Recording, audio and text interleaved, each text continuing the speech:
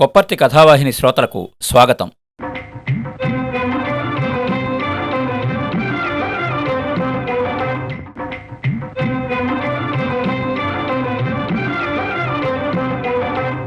కథాభిమానులకి నమస్కారం. ఈ వారం మనం వినబోయే కథ మా ఊరి మహావైద్యగాడు. రచయిత శ్రీ జిఆర్ మహర్షి. మా ఊరి మహావైద్యగాడు కథ. ఒరే రాముడు అంటూ సూరయ్యమ్మ వచ్చాడు. ఏమిటి సంగతి అని అడిగాను. కాళ్ళు ముళ్ళు గుచ్చుకుందిరా, నొప్పి చేస్తా ఉంది అని కాలు చూపించాడు. చీము తీసేసి కాలికి కట్టుకట్టాను. కంపల్లోకి వెళ్ళేటప్పుడు కొంచెం జాగ్రత్తగా ఉండు అన్నాను. కంప కొట్టి కట్టెలమడమే మన బతుకు తెరువైనప్పుడు ముళ్ళు గుచ్చుకోకుండా ఉంటాయా అని నవ్వాడు. సూరయ్యమామకి భూమి లేదు, కట్టెలమ్మడం కూలికిపోవడమే జీవనాధారం. ఒరే, దాన్ని చెవుల్లో పెట్టుకుని కొంచెం ఒళ్ళు చూడరా అని స్టెతస్కోపుని చూపించాడు. స్టెతస్కోప్లో కాసేపు మామ గుండె శబ్దాన్ని విన్నాను. పర్వాలేదు, గట్టి గుండె. ఏమీ లేదంటావా అనుమానంగా అడిగాడు. ఏమీ లేదు చెప్పాను. సంతృప్తిగా నా వైపు చూశాడు. బనీన్ జేబులో చేయి పెట్టి తడుముకున్నాడు. మామ దగ్గర డబ్బుండదు, నాకు ఆ విషయం తెలుసు. ఏమీ ఇవ్వక్కర్లేదులే అన్నాను. సరే వస్తాను లేచాడు. తలుపు దగ్గరికెళ్ళి మళ్ళీ వెనక్కొచ్చాడు. ఒరే, నాకు తెలియక అడుగుతాను, నానా కష్టాలు పడి డాక్టర్ చదువుకుని ఈ ఊళ్ళో ఎందుకురా వైద్యం చేస్తా ఉండావు అని అడిగాడు. నవ్వి ఊరుకున్నాను. ఇప్పుడు మీ కొండయ్య తాతయ్య బతికుంటే నిన్ను చూసి మురిసిపోయేవాడు అని వెళ్ళిపోయాడు. నాలో ఏవేవో జ్ఞాపకాలు కెరటాలుగా మారి గుండెని తడిచేశాయి. కొండయ్య తాత మా ఊరి మహావైద్యగాడు. మా ఊర్లో చాలామందికి తాత వైద్యమంటే కొంచెం నమ్మకం. వేరే మార్గం లేదు కూడా. డాక్టర్ దగ్గరికి పోవాలంటే బండి కట్టుకుని 2 మైళ్ళు పోతే తారు రోడ్డు వస్తుంది. అక్కడ కాచుకుని కూర్చుంటే వీలు చూసుకుని ఏదో ఒక బస్సు వస్తుంది. దాంట్లో ఎక్కి తాడిపత్రి పోయి డాక్టర్ని కలవాలి. అదంతా ఖర్చు పని. అందుకే పెద్ద రోగం వస్తే తప్ప తారు రోడ్డుకి బండి కట్టరు. తాత దగ్గర ఒక భూతద్దం ఉండేది. భద్రంగా బనీన్ జేబులో దాచుకునేవాడు. బీడీకి అగ్గిపుల్ల ఖర్చెందుకని దాన్ని భూతద్దంతో అంటించేవాడు. బీడీలోంచి కొంచెం కొంచెంగా పొగ వస్తుంటే పిల్లలం అందరం ఆశ్చర్యంగా చూసేవాళ్ళం. అది గొప్ప మాయాజాలంలాగా అనిపించేది. తాత మాంత్రికుడిలాగా నవ్వి బీడీని గుప్పుగుప్పున లాగి తన మంత్రదండాన్ని భద్రంగా బనీన్ జేబులో దాచుకునేవాడు. తాతకి 70 ఏళ్ళు. బక్కపల్చని శరీరం. మీసాలు మాత్రం భలే ఎత్తు. గోచి పోసుకుని పంచె కట్టుకుని బనీని మీద తువ్వాలేసుకునేవాడు. నేను పశువుడిగా ఉన్నప్పటినుంచి తాతతో మంచి దోస్తీ. మా ఇంటి పక్కనే చిన్న కొట్టంలో ఉండేవాడు. అది ఎండొస్తే కాలుతుంది, వానొస్తే కారుతుంది. వైద్యంలో తాతకు నేను అసిస్టెంట్ని. మాది అన్యాయమైన ఊరు. మనుషులంతా ఎండుచేపల్లాగా ఉంటారు. మిట్ట మధ్యాహ్నం ఎవరైనా ఇంటికొచ్చి ఇంత ముద్ద పెట్టి కాసి నీళ్లు పోయడం అంటే గిజగిజలాడేవాళ్ళం. 2 రూపాయల బియ్యం వచ్చే వరకు పండగలకి కర్మలకి తప్ప వరి అన్నం ఎరగం. జొన్న రొట్టె, జొన్నన్నం, కొర్రన్నం, రాగి సంకటి ఇవే మాకు అపురూపం. మాంసం సంగతి చెప్పుకోవాల్సిన పనిలేదు. మా అనంతపురం జిల్లానే కరువుకి పుట్టినట్టుగా ఉండేది. జిల్లాలో మా ఊరు కరువుకి మొగరాయుడు. కప్పల పెండ్లికి విరాట పర్వానికి చినుకులు రాల్తాయా? నేను పుట్టకముందు 3 ఏళ్లు వరుసగా కరువు వచ్చిందంట. వెన్నెల రాత్రుల్లో అందరం అన్నాలు తినేసి మా ఇంటికి ఎదురుగా ఉండే వేప చెట్టు కింద కూర్చునేవాళ్ళం. అప్పటికి మా ఊరికి ఇంకా కరెంట్ రాలేదు. అమ్మీ, ఆ బుడ్డి నార్పు ఊసపడినా ఎత్తుక్కునే ఎన్నెలుంటే అదెందుకు, గబ్బు నూనె భలే పిరియం అని మా అమ్మతో అనేవాడు తాత. పెదనాయనా, నువ్వు కరువుకి సర్ది కట్టేవాడు అని ఎకసెక్కం చేసేది మా అమ్మ. సింతకాయలమ్మేదానికి సిరిమానం వస్తే ఇదేంటమ్మా వంకరటెంకరకాయలు అనిందంట సింతకాయల్ని చూసి. నీకు సిరిమానం రాలేలేదు, ఎందుకంత జంబం కూతలు? మొగోడు దుమ్ము నాక్కుని తెస్తా ఉంటే నీకేం బుడ్డీని పగల కూడా అంటిస్తావు. అవుతే మొగోడు దుమ్ము నాకుతూ ఉంటాడు, నేను రాణి మాదిరి తెల్లన్నంలోకి నెయ్యి పోసుకొని తింటా ఉండాను. ఎనుమల పేడ ఉత్సా నువ్వెత్తిపోస్తా ఉండవా తినరోజు? పాపా, మేం చేసిన కష్టం మీరేం చేస్తారే జ్ఞాపకాలను తవ్వుకునేవాడు తాత. తమలపాకు నములుతూ గంభీరంగా బీడీదమ్ము లాగి మొదలుపెట్టేవాడు. ఎనుములు చొప్పదంట్లో కొరుకుతున్న శబ్దం వినిపిస్తూ ఉండేది. వీధి కుక్క కూడా చెవుల్ని టపటప్పని సవరించుకొని తాత చెప్పే విషయాలు వినేది. నేను పుట్టి బుద్ధెరిగినప్పటి నుండి మన ఊర్లో ఎవడి కళ్ళము గింజలతో నిండగా చూడలా. ఒకసారి వచ్చింది కరువు. 3 ఏండ్లు ఈడ్చీడ్చి కొట్టింది. అట్లాంటి కరువు 7 జన్మాలకి వద్దురా. అప్పుడు నేను మంచి ప్రాయంలో ఉన్నాను. గాడిత్తంతే లబలబలాడే వయస్సు. అది ఊరిని నాశనం చేసే కరువు అని చెప్పినా కదా. 4 గింజలు కనపడితే పాపం నాలిక మీదకొచ్చేది. పక్కింట్లో ఇసర్రాయి శబ్దం వినపడితే ఈ ఇంట్లో వాళ్ళు కుళ్ళుకునేవాళ్ళు. జొన్న రొట్టెలు కాలిన వాసన తగిలితే ఆ ఇంటికాడికి పోయి ఏదో పనున్నట్టు తచ్చాడేవాళ్ళు. మర్యాద కన్నా కొంచెం పెడతారని ఆశ. వాళ్ళు పొయ్యి అర్పి రొట్టెలు దాచిపెట్టి ఏం తెలియనట్టు ఉండేవాళ్ళు. గవర్నమెంట్ వాడు గంజి కేంద్రాలు ఆడ పెడతా ఉండాడు, ఈడ పెడతా ఉండాడు అని అనేవాళ్ళు. మన ఊర్లో ఎప్పుడూ పెట్టింది లేదు. ఊర్లో ఎవరికీ పని లేదు, తిండి లేదు. ధర్మారం దిక్కు రోడ్డు పని సిక్కుతా ఉందని ఊర్లో కొందరు పోయినారు. పోయినోళ్ళు పోయినట్టే తిరిగొచ్చినారు. ధర్మారం వాళ్ళకే దిక్కు లేదంట. ఇంక గొడ్ల బాధ దేవుడికెరిక. దాండ్ల అరువిన పడితేనే కండ్లలో నీళ్ళొచ్చేవి. కొందరు అయినకాడికి కటికోళ్ళకి అమ్ముకుండారు. నేను మాత్రం నా ఎద్దుల్ని అమ్మలా. ఇట్లా నోటికి కూటికి కన్నా వస్తువులు పడతా ఉంటే తాడిపత్రి నుంచి ఒక ఆయన వచ్చినాడు. బళ్ళారిలో నల్లబండలకి భలే గిరాకీ అని వర్తమానం. ఆయన మాటలిని ఊర్లో ఉండే వయసు పిల్లోళ్ళంతా తాడిపత్రికి బండ్లు కట్టి ఎలబారినాం. మన తాడిపత్రిలో నల్లబండలు అగ్గు కదా.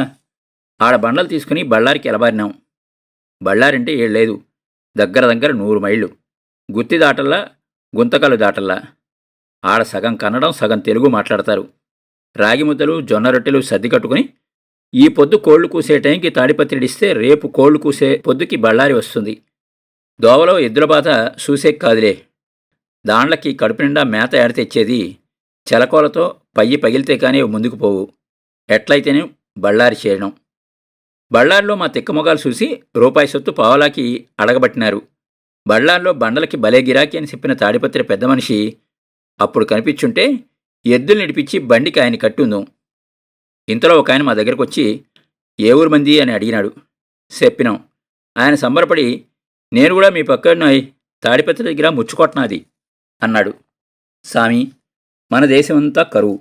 ఎన్నెన్నో అగసాట్లు పడి ఈ దేశానికి బండలేసుకొచ్చాం అని మా దుఃఖం చెప్పుకున్నాం. అయ్యో తిక్కనాయళ్ళారా, బండలేసుకొచ్చి దొడ్ల మూటలు తీసుకుపోదామని వచ్చినారా? ప్రపంచమంతా వ్యాపారం రా. నేను అమ్మి పెడతా, అయితే రూపాయికింతని కమిషను అని అసలు విషయం బయటపెట్టాడు ముచ్చోడు. సరే, మన దేశం కాకపోయినా రాలినంత గోవిందా అనుకుని వాడెంట పోయినాం. వాడు ఒక ఆసాం దగ్గరికి పిలుచుకుని పోయి రేటు మాట్లాడి లెక్కిచ్చినాడు. అన్యాయం బేరమేమీ కాదు. కూలి గిట్టుకుంది. ఇంటికాడ కూడలేక సచ్చే కంటే ఏదో కష్టం చేసేది మేలు కదా. అట్లా బళ్ళారికి 5-6 సార్లు పోయినాం. ఒకసారి బళ్ళారి నుంచి వచ్చేసరికి నా ఎద మీద నల్లబండ పడిపోయింది. మా ఆడది వాంతి భేది వచ్చి చచ్చిపోయింది. కరువులో అధికమాసమని అప్పుడు మనుషులకి ఒకటే రోగాలు, రొస్టులు. పీనిగిని ఇంట్లో పెట్టుకునేందుకు లేదు. నేను వచ్చేసరికి అంతా అయిపోయింది. మా సేన్లో మన్ను చూపించి ఏడ్నే నీ పెళ్ళం ఉంది అని చెప్పినారు. తాత ఇలా చెప్పడం ఆపి ఆరిపోయిన బీడీ ముక్క ముట్టించుకుని 2 దమ్ముల్లాగి గమ్మునుండిపోయాడు. వెన్నెల్లో తాతమొహం మీద ముడతలు పర్రలు చీలిన నేలని గుర్తుకు తెచ్చేవి. ఆ ముడతల్లో ఎన్నో కరువు కథలు దాగి ఉండేవి. తాత మళ్ళీ పెళ్లి చేసుకోలేదు. కొడుకు శంకరుడే లోకం. తాను తింటే విషం, కొడుకు తింటే అమృతం అలా అనుకుని పెంచాడు.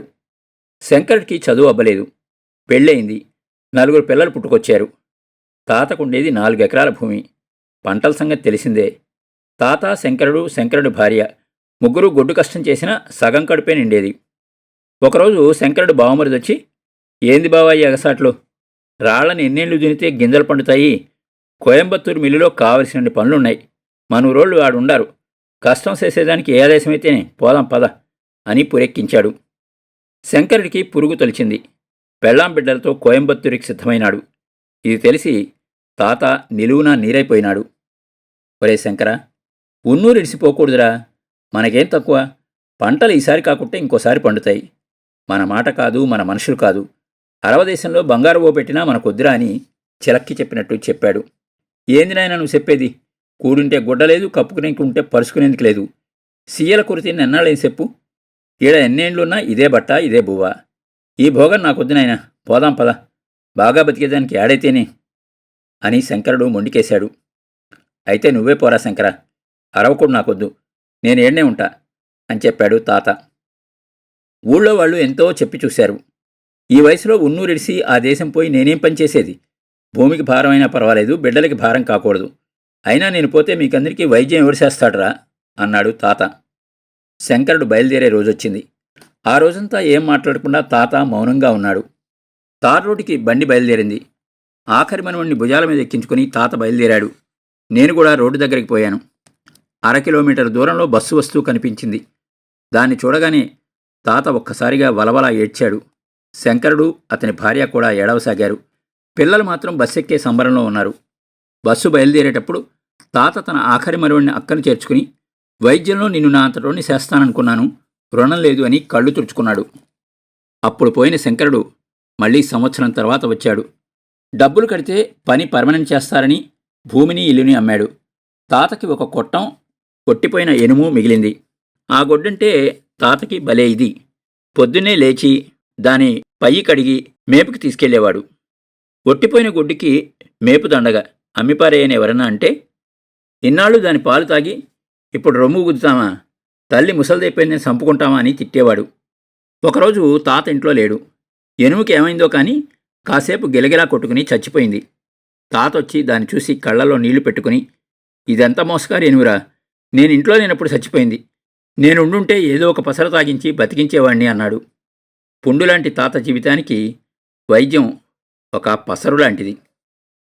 మా ఊరి సంగతి ముందే చెప్పాను.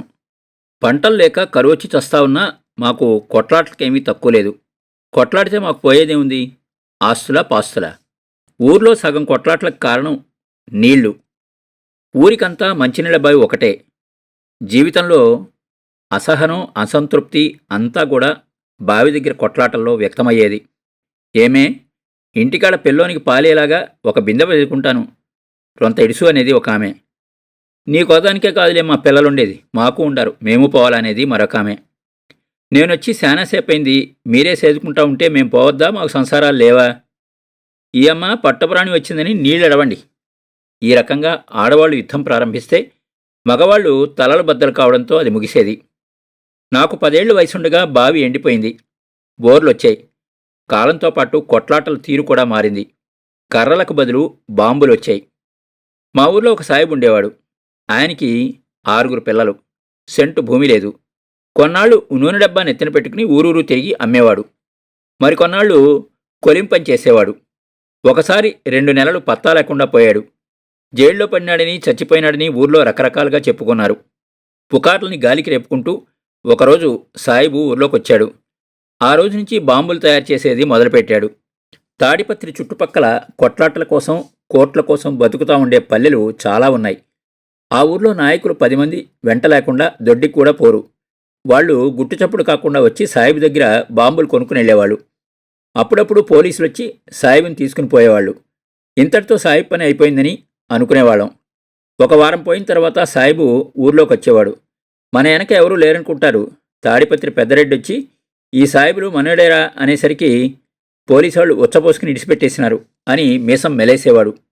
కుంటుతా ఉండామేమని అడిగితే, చింతపండు పడగొట్టినారు నా కొడుకులు అని నవ్వేవాడు. ఒకరోజు ఉదయాన్నే మేము జొన్న రొట్టెలు తినుకుంటూ కూర్చునున్నాం. ఊరు అదిరిపోయే శబ్దం వినిపించింది. అందరం పరిగెత్తినాం. ఊరి బయట ఉండే సాయిబిల్లు కూలిపోయిన్నది. అక్కడంతా నల్లటి పొగ వ్యాపించింది. సాయిబు తయారు చేస్తున్న బాంబులు పేలిపోయాయి. అప్పుడు చూసిన దృశ్యాన్ని ఎప్పటికీ మరిచిపోలేను. సాయిబు పెద్ద కొడుకు 16 ఏళ్లవాడు. నాకంటే 2 ఏళ్లు పెద్ద. ముక్కలు ముక్కలుగా తెగిపోయి ఉన్నాడు. ఇంటి ముందున్న జామ చెట్టుకి వాడి తెగిపోయిన కాలు వేళ్లాడుతూ ఉన్నది. వాడి పేరు కరీం. దీపావళి పండుగంటే భలే సంబరం వాడికి. మా ఇంట్లో ₹1 డబ్బులిస్తే దానికి తాడిపత్రి నుంచి ఒక కాకరపూల ప్యాకెట్ తెప్పించుకుని అపురూపంగా కాల్చుకునేవాళ్ళం. వాడు మా దగ్గరనే నిలబడి తనకోటి ఇవ్వమని బతిమలాడేవాడు. సగం కాలిన కడ్డీని చివర్లో ఇచ్చేవాళ్ళం. ఎప్పుడు ఇవేనా, ఢామ్ అని పేరే టపాసులు తెచ్చుకోండి అనేవాడు. సాయిబు కొనప్రాణంతో కొట్టుమిట్టాడుతున్నాడు. అతని పెళ్ళాం మిగిలిన పిల్లలు ఊళ్ళోకి పోవడం వల్ల బతికిపోయినారు. ఆమె పిల్లలతో కలిసి మేమింకెట్లా బతికేశామి అని ఏడుస్తూ ఉన్నది. సాయిబు ఒళ్లంతా కాలిన గాయాలు. కుడి చెయ్యి తెగి దూరంగా పడున్నది. వేళ్లు కాలి తెగిపడిన చెయ్యి భయంకరంగా ఉంది. సాయంకాలాల్లో ఆవేళ్లతోనే సాయిబు పిల్లన గ్రోవి వాయించేవాడు. పిల్లలం అందరం చుట్టూరా చేరి సుతారంగా కదిలే వేళ్లవైపు చూసేవాళ్లం. మూలుగుతున్న సాయిబుని చూసి, తాడిపత్రికో అనంతపురానికో తీసుకుని పోతే బతుకుతాడేమో అన్నాడు తాత. బతికేది కష్టం తాత, పోలీస్ కేసులో అన్యాయంగా ఇరుక్కుంటామన్నారు ఒకరు. ఒరే నాయనా, మన ప్రయత్నం మనం చేయాలా. భూమి మీద ప్రాణం సమానమైంది లేనేలేదురా. నేను ముసలోడిని. నేను భయపడేది సావుకి ఒకదానికే. పోలీసులు పట్టుకుని పోతే ఈ వయసులో కష్టం లేకుండా తిండన్నా దొరుకుతుంది అని బండి కట్టి సాయిబునేసుకుని తార్రోటికి బయలుదేరాడు తాత. తాత మాటలకి రోషం వచ్చి ఊళ్ళో వాళ్ళు కూడా 4-5 బయలుదేరారు. డాక్టర్లు అడిగితే బాయికాడ తోటాలు పగిలినాయని చెప్పాలని నిర్ణయించుకున్నారు. గంటసేపటికి బండి తిరిగొచ్చింది. అందరం చుట్టూ మూగాం. ప్రాప్తం లేదురా అని కళ్ళు తుడుచుకున్నాడు తాత. సాయిబు శవాన్ని హడావిడిగా పాతిపెట్టారు. బాంబుల శబ్దం చుట్టూ ఉండే 4-5 ఊళ్ళకి వినపడి ఉంటుంది. ఏ క్షణానైనా పోలీసులు రావచ్చు. అది భయం. అనుకున్నట్టుగానే చీకటి పడే వేళకి పోలీస్ జీప్ వచ్చింది. కంచాలకాడ అన్నాలు విడిచి ఊళ్ళో మగవాళ్లంతా ఊరవతల కొండ మీదకి పారిపోయారు. ఆడోళ్ళు, ముసలోళ్ళు, పిల్లలు మాత్రం మిగిలారు. పోలీసులొచ్చి సాయిబ్ పెళ్ళాన్ని నానా ప్రశ్నలు వేశారు. అన్నిటికీ ఆమె ఏడుపే సమాధానం. పోలీసులు ఇల్లు వెతికినారు. నానా తిట్లు తిట్టారు. మరుసటి రోజు ఊర్లో పోలీస్ క్యాంప్ పెట్టారు. ఊరి బయట టెంట్ వేసి 4 పోలీసులు తుపాకులతో కూర్చున్నారు. 2 రోజుల్లో ఊళ్ళో కోళ్లన్నీ తినేశారు. మా తాత దగ్గర బ్రహ్మాండమైన కోడిపుంజు ఉండేది. కూత కూసిందంటే తెల్లారినట్టే లెక్క. ఎర్రటి ఈకలు, నెత్తిమీద కిరీటం. ఊళ్ళో ఉండే పెట్టలన్నింటితోనూ గుడ్లు పెట్టించేది. పిల్లగా ఉన్నప్పుడు దాన్ని కొనుక్కుని పెంచుకున్నాడు. అది కొంచెం పెద్దదై దాని నెత్తిమీద జుట్టు మలిచేసరికి తాత మీసం మెలేశాడు. మన పుంజుకి సమానమైంది చుట్టూరా 10 ఊర్లలో ఉండకూడదు అని దాన్ని మేపేవాడు. దానికి చెనిక్కాయ విత్తనాలు తినిపించేవాడు. తాత అరచేయే పుంజుకు కంచం. పిడికెట్ నిండా జొన్నలు తీసుకుని పుంజును చంకలో అదం పెట్టి దాని నోరు తెరిచి కొంచెం కొంచెంగా పోసేవాడు. దాని గొంతుని సున్నితంగా సవరిస్తూ చిప్పతో నీళ్లు తాగించేవాడు. ఎవరింట్లో అయినా తేలును చంపితే దాన్ని ఒక పొలతో తీసుకునెళ్ళి పుంజుకి చూపించేవాడు. దానికోసం పుంజు కొక్కొక్కో అని మారం చేసేది. తేలునివ్వకుండా దాన్ని కాసేపు ఏడిపించి చివరికి దాని ముందు వేసేవాడు. అది ముక్కుతో పొడిచి తింటూ ఉంటే తాత దాన్ని సంబరంగా చూస్తూ మన పుంజుకి ఇవాళ మంచి తిండి అనేవాడు. అటువంటి పుంజుకి ఇప్పుడు కష్టకాలం వచ్చింది. పోలీసుల సంగతి తెలియగానే దాన్ని గంప కింద మూతపెట్టాడు తాత. పోలీస్ క్యాంప్ పెట్టిన 3వ రోజు ఒక మీసాల పోలీసైనా తాత దగ్గరికి వచ్చాడు. ఒక చేతిలో లాఠీ, భుజానీ తుపాకీ ఉన్నది. ముసలైనా, కోళ్లుండాయా? ఊరికే వద్దు, లెక్కేస్తాను అని అడిగాడు దర్పంగా. తాత అమాయకంగా మొహం పెట్టి, కోళ్లు ఏడుండాయి సారు, ఉంటే మీకు లేదంటానా? కోడి తిని సంవత్సరమైంది.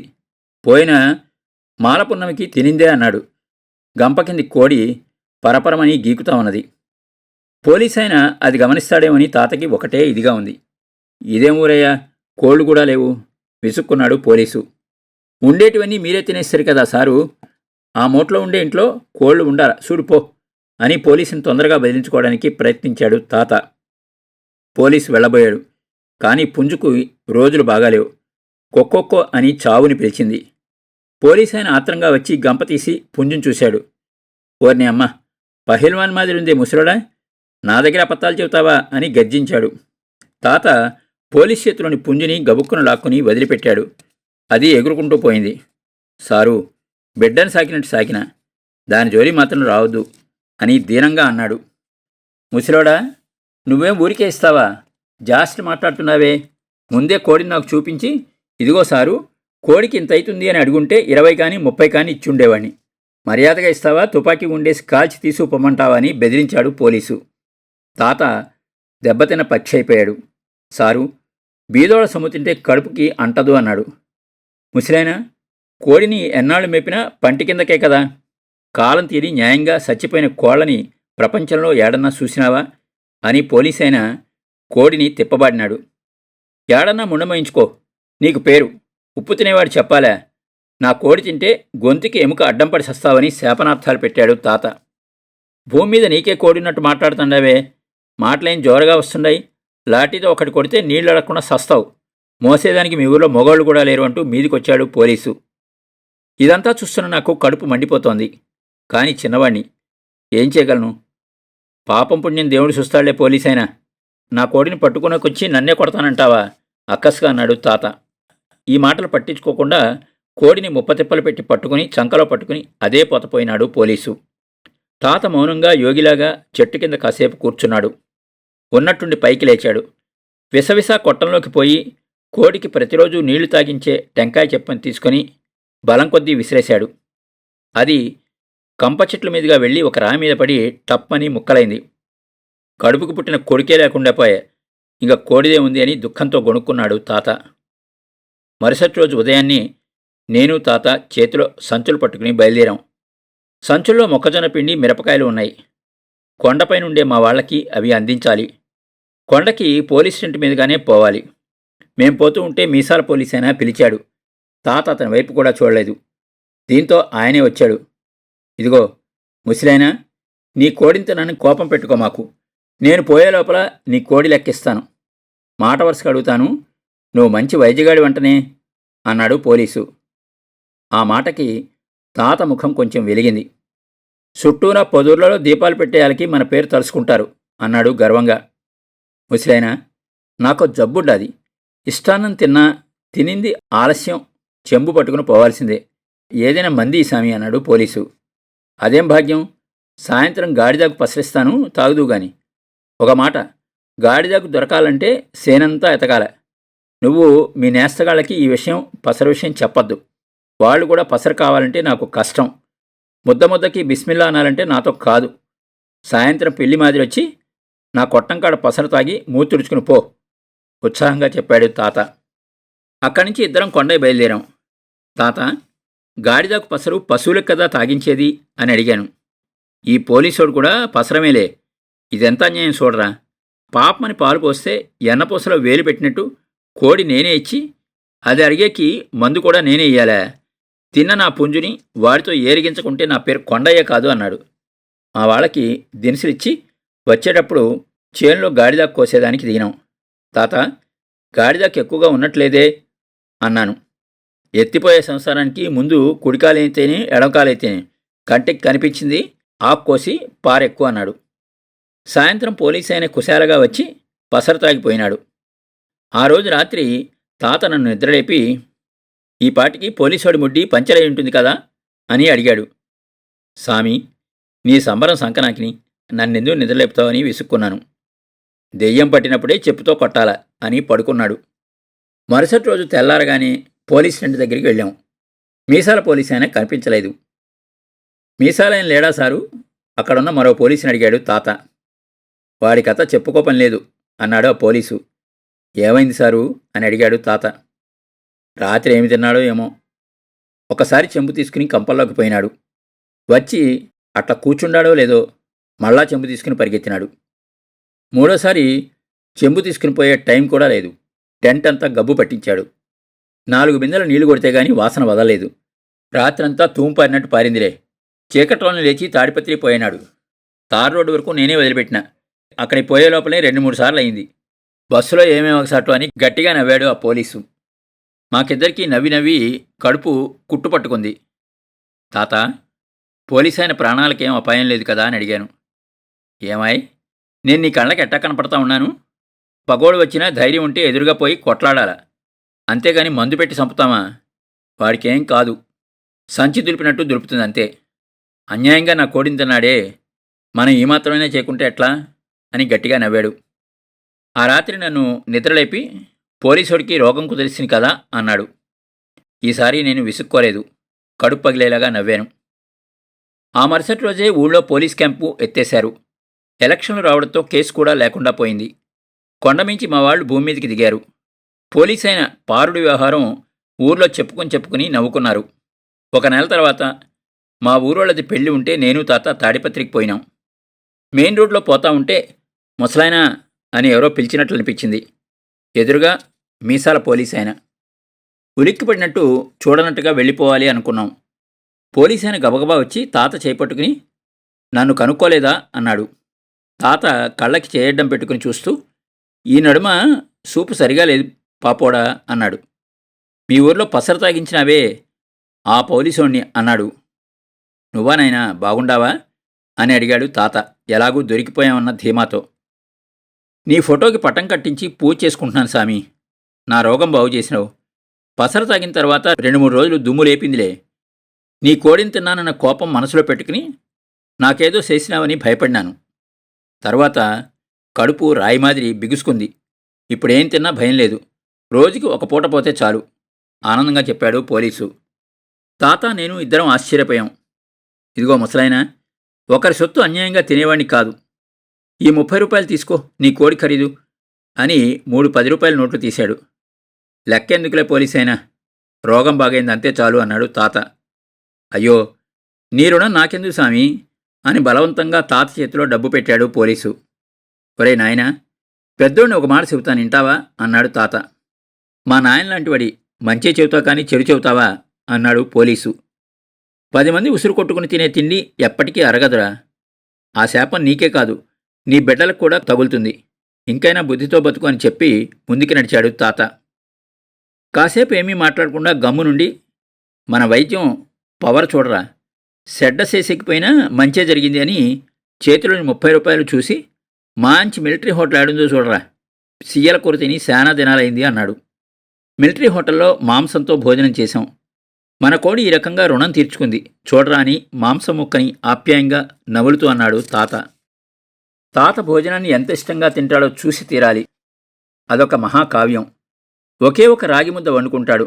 చెనక్కాయలు ఊరిమిండి నూరుకుంటాడు. 2 పచ్చిమిరపకాయలు, ఒక ఎర్రగడ్డ తీసుకుని అన్నీ కంచుపళ్ళెంలో వడ్డించుకుంటాడు.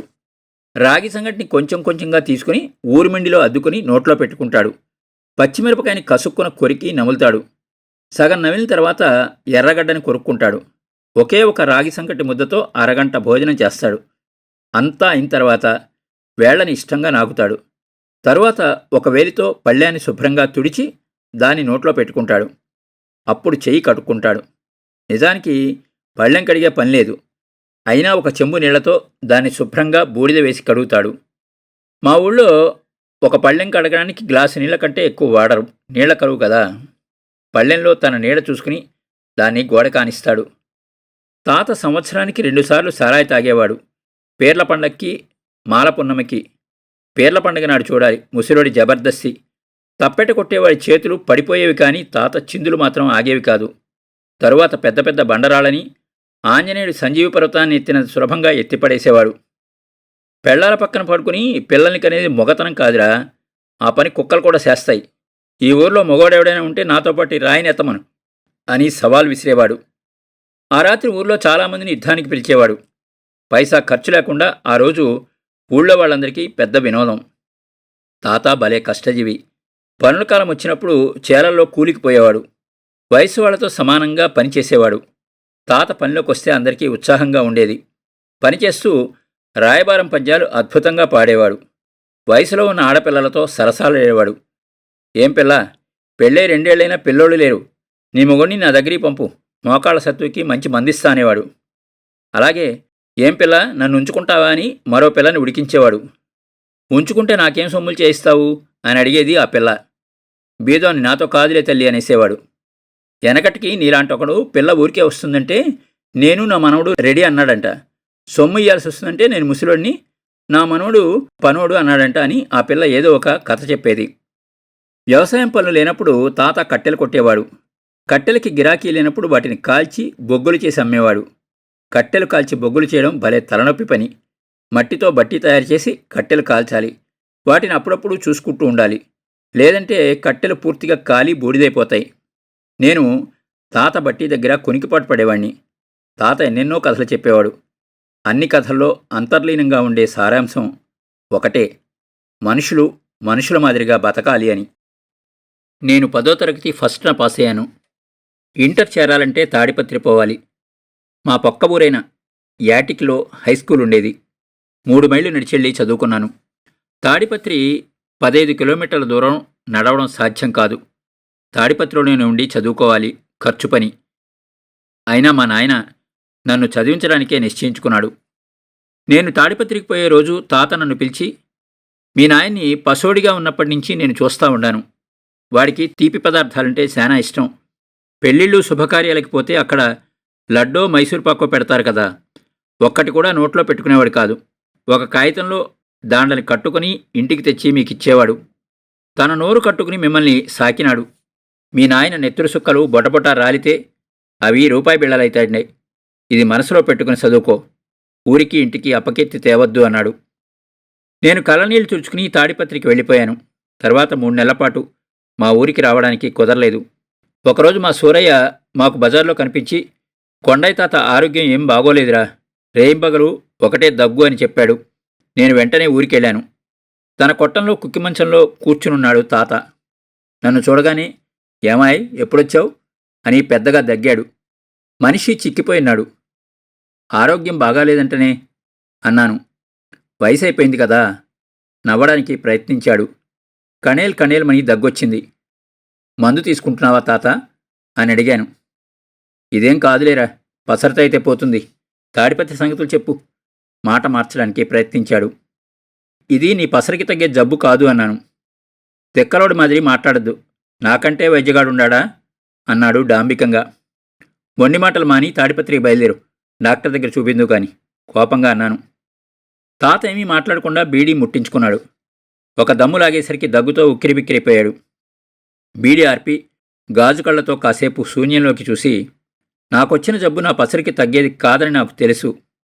అయినా తాడిపత్రికో అనంతపురానికో పోయి పెద్ద పెద్ద డాక్టర్లతో చూపించుకునేంత లెక్క యాడుంది నా దగ్గర అని నిదానంగా అన్నాడు. ఊరి చచ్చిపోయిందా ఆవేశంగా అన్నాను. నీకు తెలీదు, చిన్నవాడి, ఉడుకు రక్తం. ఊర్లో అందరి సంసారాలు అంతంత మాత్రమే. అయినా బతికినంతకాలం ఒక నరమానవుడిని కూడా ఆశించకుండా బతికిన నన్ను పోయే ముందు ఊరికి భారం కామంటావా అన్నాడు. నాకేం మాట్లాడాలో తెలియలేదు. ఆ రాత్రంతా నాకు నిద్రలేదు. తాత దగ్గు భయంకరంగా వినిపిస్తూనే ఉన్నది. అమ్మా, తాత పరిస్థితి ఏం బాగోలేదే అని మా అమ్మతో అన్నాను. ముసలుడు గొప్ప అభిమానస్తుడు. ఎప్పుడైనా ఇంత కోరిస్తేనే తీసుకునేవాడు కాదు.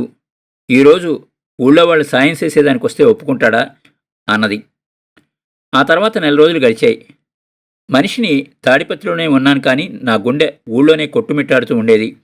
ప్రతిరోజు తాత గుర్తుకొచ్చేవాడు.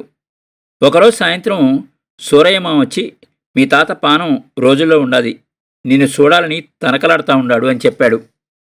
దుఃఖంతో ఊరికి పరిగెత్తాను. నేను వెళ్ళేసరికి తాత కొట్టం బయట మా అమ్మ, ఇంకో 4 ఆటవాళ్లు కూర్చునున్నారు. నన్ను చూడగానే మా అమ్మ కళ్ళు తుడుచుకుంది. కొట్టంలోకి వెళ్ళాను. కిరసనాలి బుడ్డి మసమసగా వెలుగుతూ ఉన్నది. మంచం మీద తాతున్నాడు. తోలు ఎముక మాత్రమే ఉంది ఒంటిపైన. నా పసితనంలో ప్రతి సంఘటనతో ముడిపడి ఉన్న తాతని ఆ స్థితిలో చూసేసరికి నాకు ఏడుపు ఆగలేదు. నా అలికిడి విని కళ్ళు తెరిచి చూశాడు. ఆ కళ్ళల్లో చిన్న మెరుపు. ఏమాయ్ వచ్చావా? నిన్ను చూడకుండానే ఎంబట్లు వస్తారేమో అనుకున్నా అని దగ్గరికి పిలిచాడు. నేను పక్కనే కూర్చున్నాను. బాగా చదువుతా ఉండావా అని అడిగాడు. తల ఊపాను. దిండి కింద చేయి పెట్టి తడిమి ఒక గుడ్డమూట తీశాడు. అది నా చేతికిస్తూ, దీంట్లో కొంచెం లెక్క ఉండాది. నేను పోయినానని తెలిస్తే శంకరుడు వస్తాడు. దూరాభారం, ఖర్చులు ఎక్కువ. 4 పిల్లలతో ఎట్ల బతుకుతూ ఉండాడో ఏమో. ఛార్జీలకైనా వస్తుంది. ఇది వాడికి నిదానంగా ఊపిరి ఎగబిలిస్తూ చెప్పాడు. ముసలోడు నాకేమీ ఇయ్యలేదని అనుకోవద్దు. నీకు నా గుండికాయనే ఇస్తా అని బనీని జేబులో చేపెట్టి ఏదో వస్తువు తీసి నా చేతిలో పెట్టాడు. అది భూతద్దం. ఏడుపు బొగ్గలాగా ఎగదన్నింది నాకు. ఏడవద్దు అన్నట్టు సైగ చేశాడు. ఆ తర్వాత అర్ధరాత్రి వేళ కళ్ళు తెరిచి, అప్పుడు మీసాల పోలీసుడికి బాగా చేసినాం కదా అని గొనిగాడు. అంత దుఃఖంలోనూ నాకు నవ్వొచ్చింది. నాకు ఒకటే దిగులు, నేను పోతే ఈ ఊర్లో వైద్యం ఎవరు చేస్తారా అని గట్టిగా ఎగశ్వాస పీల్చాడు. అదే ఆఖరి శ్వాస. మా ఊరి మహావైద్యగాడు నిశ్శబ్దంగా మహాభినిష్క్రమణం చేశాడు. మనుషులు పోతారు, జ్ఞాపకాలే మిగులుతాయి.